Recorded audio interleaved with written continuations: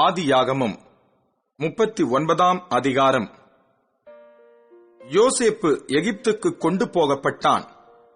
பார்வோனுடைய பிரதானியும் தலையாரிகளுக்கு அதிபதியுமாகிய போத்திபார் என்னும் எகிப்து தேசத்தான் அவனை அவ்விடத்திற்கு கொண்டு வந்த இஸ்மவேலரிடத்தில் விலைக்கு வாங்கினான்.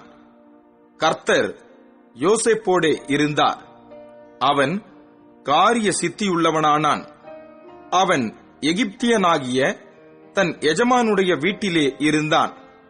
கர்த்தர் அவனோடே இருக்கிறார் என்றும் அவன் செய்கிற யாவையும் கர்த்தர் வாய்க்க பண்ணுகிறார் என்றும் அவன் எஜமான் கண்டு யோசேப்பினிடத்தில் தயவு வைத்து அவனை தனக்கு ஊழியக்காரனும் தன் வீட்டுக்கு விசாரணைக்காரனுமாக்கி தனக்கு உண்டான யாவற்றையும் அவன் கையில் ஒப்புவித்தான். அவனை தன் வீட்டுக்கும் தனக்கு உண்டான எல்லாவற்றிற்கும் விசாரணைக்காரனாக்கினது முதற்கொண்டு கர்த்தர் யோசேப்பின் நிமித்தம் அந்த எகிப்தியன் வீட்டை ஆசீர்வதித்தார். வீட்டிலும் வெளியிலும் அவனுக்கு உண்டானவைகள் எல்லாவற்றிலும் கர்த்தருடைய ஆசீர்வாதம் இருந்தது. ஆகையால் அவன் தனக்கு உண்டானதையெல்லாம் யோசேப்பின் கையிலே ஒப்புக் கொடுத்து விட்டு தான் புசிக்கிற போஜனம் தவிர தன்னிடத்திலிருந்த மற்றொன்றை குறித்தும் விசாரியாதிருந்தான். யோசேப்பு அழகான ரூபமும் சௌந்தரிய முகமும் உள்ளவனாய் இருந்தான். சில நாள் சென்ற பின் அவனுடைய எஜமானின் மனைவி யோசேப்பின் மேல் கண் போட்டு, என்னோடே சயனி என்றாள். அவனோ தன் எஜமானுடைய மனைவியின் சொல்லுக்கு இணங்காமல் அவளை நோக்கி, இதோ வீட்டிலே என்னிடத்தில் இருக்கிறவைகளில் யாதொன்றை குறித்தும் என் ஆண்டவன் விசாரியாமல் தமக்கு உண்டான எல்லாவற்றையும் என் கையில் ஒப்பித்திருக்கிறார். இந்த வீட்டிலே என்னிலும் பெரியவன் இல்லை. நீ அவருடைய மனைவியாய் இருக்கிறபடியால் உன்னை தவிர வேறொன்றையும் அவர் எனக்கு விலக்கி வைக்கவில்லை. இப்படி இருக்க நான் இத்தனை பெரிய பொல்லாங்குக்கு உடன்பட்டு தேவனுக்கு விரோதமாய் பாவம் செய்வது எப்படி என்றான். அவள் நித்தம் நித்தம் யோசேப்போடே இப்படி பேசிக்கொண்டு வந்தும் அவன் அவளுடனே சயனிக்கவும் அவளுடனே இருக்கவும் சம்மதிக்கவில்லை. இப்படி இருக்கும்போது ஒரு நாள் அவன் தன் வேலையை செய்கிறதற்கு வீட்டுக்குள் போனான்.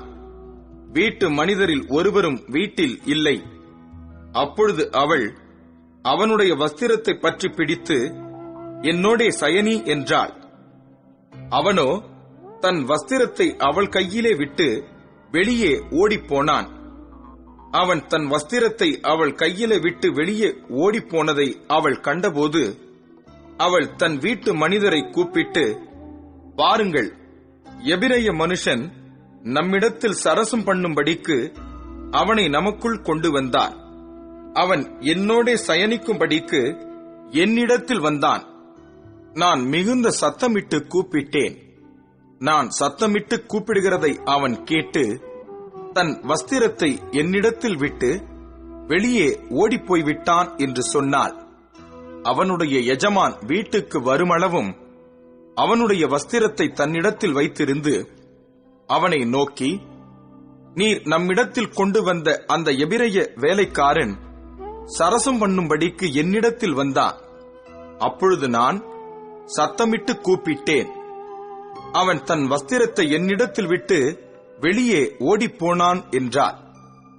உம்முடைய வேலைக்காரன் எனக்கு இப்படி செய்தான் என்று தன் மனைவி தன்னோடே சொன்ன வார்த்தைகளை அவனுடைய எஜமான் கேட்டபோது அவனுக்கு கோபம் மூண்டது. யோசேப்பின் எஜமான் அவனை பிடித்து ராஜாவின் கட்டளையால் காவலில் வைக்கப்பட்டவர்கள் இருக்கும் சிறைச்சாலையிலே அவனை ஒப்புவித்தான். அந்த சிறைச்சாலையில் அவன் இருந்தான். கர்த்தரோ யோசேப்போடே இருந்து அவன் மேல் கிருபை வைத்து சிறைச்சாலை தலைவனுடைய தயவு அவனுக்கு கிடைக்கும்படி செய்தார். சிறைச்சாலை தலைவன் சிறைச்சாலையில் வைக்கப்பட்ட யாவரையும் யோசேப்பின் கையிலே ஒப்புவித்தான். அங்கே அவர்கள் செய்வதெல்லாவற்றையும் யோசேப்பு செய்வித்தான். கர்த்தர் அவனோடே இருந்தபடியினாலும் அவன் எதை செய்தானோ அதை கர்த்தர் வாய்க்க பண்ணினபடியினாலும் அவன் வசமாயிருந்த யாதொன்றையும் குறித்து சிறைச்சாலை தலைவன் விசாரிக்கவில்லை.